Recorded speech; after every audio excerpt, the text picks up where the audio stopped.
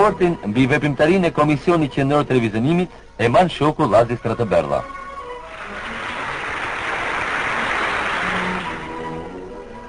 Shoku Manush Miftiu, pasi foli mbi sukseset arritura nga punonjësit e kryeqytetit, ndër të tjera theksoi rëndësinë e përmirësimit të përbërjes shoqërore të partisë me anën e pranimeve të reja nga rreth e punonjësve më të dalluar.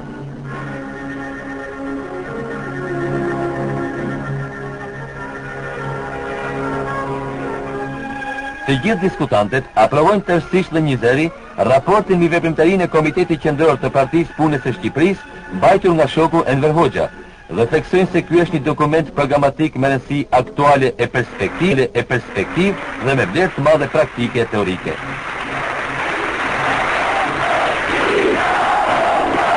Në ovacionet e gjata u prit përshëndetje kryetarit të delegacionit Partisë Komuniste të Kinës, shokut Kan Shen.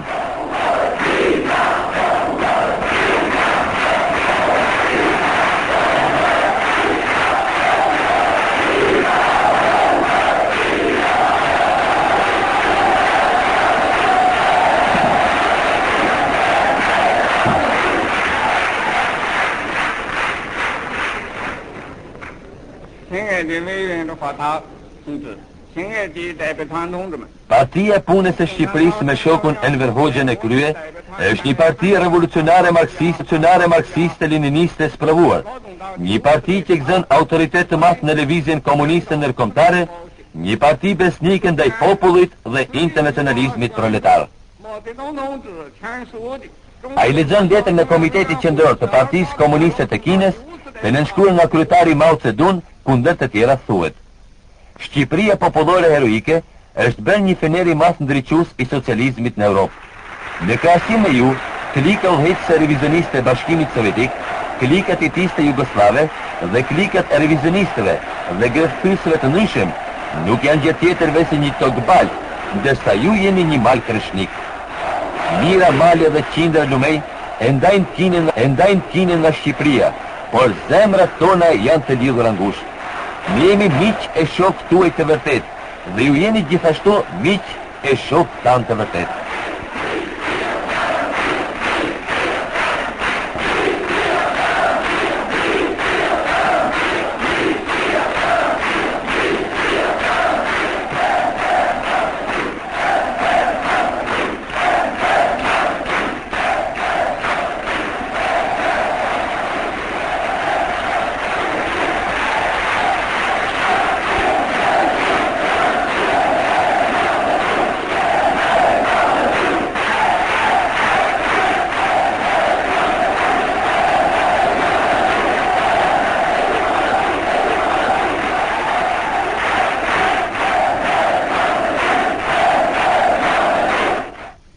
Shoku Rita Marko, pasi përmendi sukseset arritura nga punonjësit e rrethit të Durrësit, foli për kujdesin që ka treguar partia jon për vendin e plan të partë politikës proletare dhe të vijës së masave.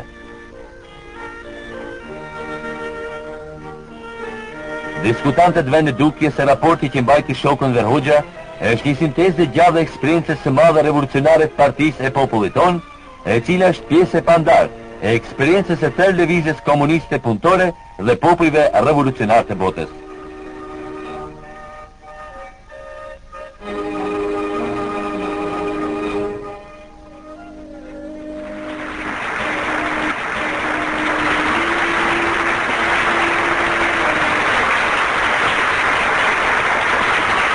Kryetari i delegacionit të Partisë së Punonjësve të Vietnamit, shoku Huan Van Huan, midis të tjera e vlerësoi lart ndihmën internacionaliste të popullit ton për popullin vllav vietnamez.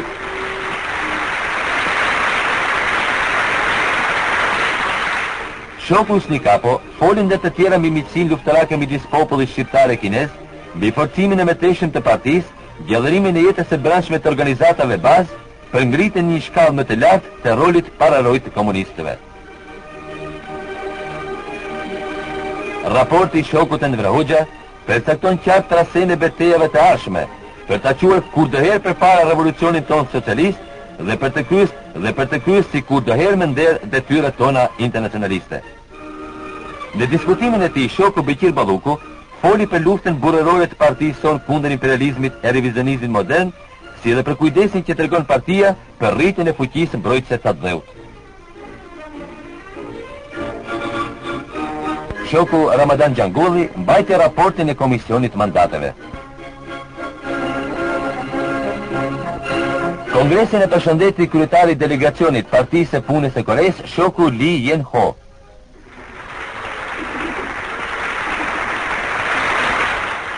Kryetari delegacionit Partisë Komuniste të Rumanisë, shoku Konstantin Dregan, përshëndet Kongresin.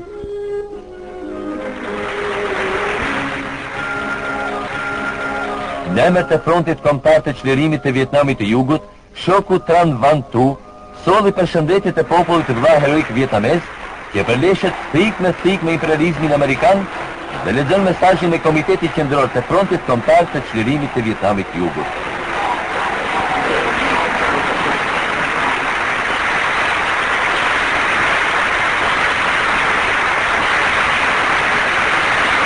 Kongresi aprovoi një zëri rezolutën e përkrahjes të luftës heroike çlirimtare të popullit vëlla vietnamez. Shoku Ramiz Alia foli për rëndësinë e luftës kundër revizionizmit, për forcimin e diktaturës së proletariatit, luftën e klasëve në shoqërinë socialiste dhe edukimin klasor. Ai theksoi se mesazhi i shokut Mao Tse-tung drejtu Kongresit është një inkurajim dhe frymëzim i madh për ne.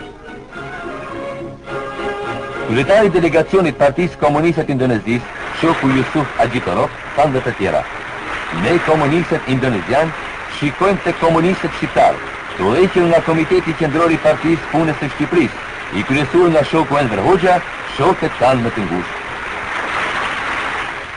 Një mesazh përshëndetje i erdhi Kongresit të 5 të partisë sonë nga Komiteti Qendror Provizor i Partisë Komuniste të Polonisë, nëpërmjet të delegacionit Partisë Komuniste të Belgjikës.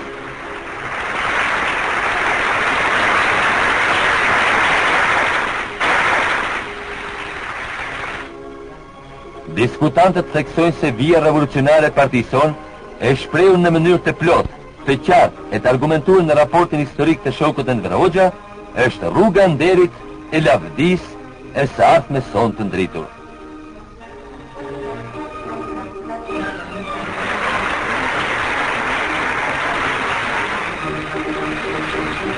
Pastaj Kongresin e përshëndeti kryetari i delegacionit Partisë Komuniste të Japonisë, shoku Shigeho Kajita. Populli ynë ka drejtuar sytë, mendjen dhe zemrën në Tiranë, ku zhvillon punimet Kongresi i 5 i partisë. Delegacione grash nga të gjitha krahinët e vendit kanë ardhur në kryeqytet për të shprehur nga afër urimet e tyre Kongresit të 5 të partisë sonë heroike. Përshëndetjet e delegatëve të Kongresit dhe personalisht të shokut Enver Hoxha u transmeton shoku Isnikapo grave nga rrethet e ndryshme të vendit tonë. Një takim të tillë pati edhe shoku Bekir Balluku.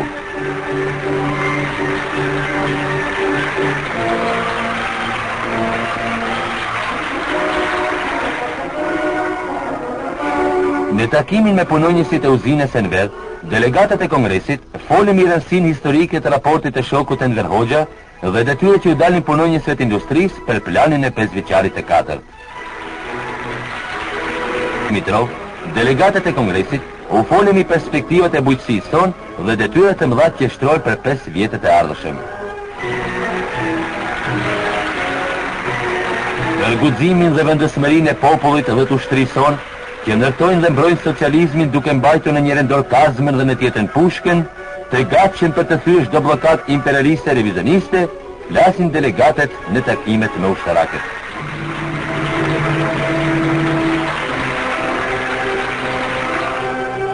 Mbi detyrat që shtron Kongresi i 5 i partisë për rinin, u folën delegatët, studentëve dhe pedagogëve të Fakultetit Gjeologjisë.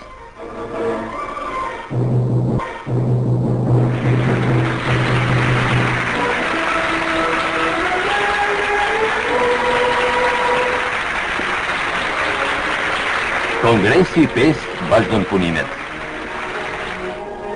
Shoku Kadri Azbiu theksoi se organet e sigurimit të shtetit, në bashkëpunim të ngushtë me popullin, kanë paralizuar çdo tentativë armiqësore kundër vendit tonë. Duke folur për sukseset arritura në të gjitha fushat e jetës sonë, delegatët nënvizuan se raporti i shokut Enver Hoxha tregon qartë rrugën për ta çuar përpara pa ndërprerje ndërtimin tonë socialist, për shndrimin e vendit nga një vend bujqësor industrial në një vend industrial e bujqësor dhe pastaj në një vend industrial me bujqësor.